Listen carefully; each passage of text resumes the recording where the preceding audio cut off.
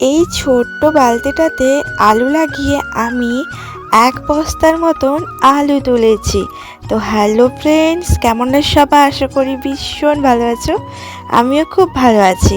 তো লাস্ট পর্যন্ত দেখলেই তোমরা বুঝতে পারবে যে আমি এক বস্তা আলু কিভাবে তুলেছি।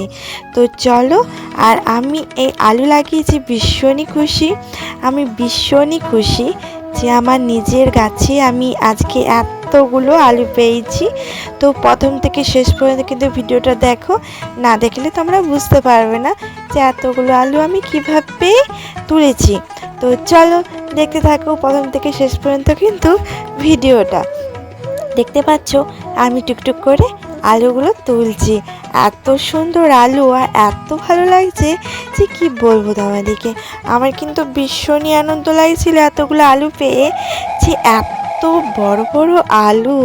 ও মাই গড, আমি ফার্স্ট টাইম এত বড় বড় আলু তুলছি। ছোটোবেলায় তো বাবা আলু চাষ করতো, পুরো খেতে ভর্তি করে আলু হতো। তেমনি আলু শাক, মা তো আলু শাকের ভাজাও বানাতো, এমনকি আলুগুলো ভাজা বানাতো। এত বড় বড় আলু ছিল, কিন্তু দেখতে পাচ্ছ কত বড় বড় আলু আমার খেতে হয়েছে। তারপর আবার একটা আলু পচা, কীরকম লাগে বলো তো? তাও কিন্তু আমি ভীষণই খুশি হয়েছি। আর আমার এতগুলো আলু কেন বললাম সেটা তোমরা দেখো। তো চলো, এই আলুগুলো আমি কীভাবে লাগিয়েছিলাম সেটা তোমাদেরকে বলি। আমাদের আলু ছিল, আলুতে পং গজিয়ে গিয়েছিলো, সেই পং গজে আলুগুলো আমি পুঁতে দিয়েছিলাম। আর সেই পতা আলুগুলোতে দেখতে পাচ্ছ কত বড় বড় আলু বার হয়েছে। আমি কিন্তু ভীষণই খুশি হয়েছি। তোমাদের কার কার এত বড় বড় আলু তোমাদের বাড়িতে মানে চাষ করে এত বড় বড় আলু হয় সেটা কমেন্টে জানাতে তোমরা ভুলো না। আর তোমাদের কত কত আলু পাও সেই আলুর থেকে সেটা কিন্তু কমেন্টে জানাতে ভুলো না। দেখতে পাচ্ছ দেখতে দেখতে এতগুলো আলু হয়ে গেল।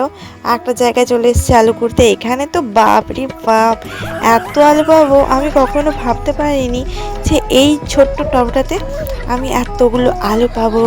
তো তোমরা ফার্স্টে দেখে তোমরা মানে অবাক হয়ে যাবে। তো দেখতে পাচ্ছ আলুগুলো তুলে ফেলছি, তারপরে এখানে লাগাবো আমি সুন্দর সুন্দর গাছ। তো দেখতে পাচ্ছ আমার এক বস্তা আলু নানা করেও হয়ে যাবে। চলো তোমরা কে কে ভিডিওটা কোথা থেকে দেখছো অবশ্যই কমেন্টে জানাতে ভুলো না। আর কীরকম লেগেছে ভিডিওটা অবশ্যই কমেন্টে জানাও। সবাই ভালো থেকো, সুস্থ থেকো। ভিডিওটা কে কোথা থেকে দেখছো অবশ্যই কমেন্টে জানাতে ভুলো না। সবাই tata, bye bye, good night.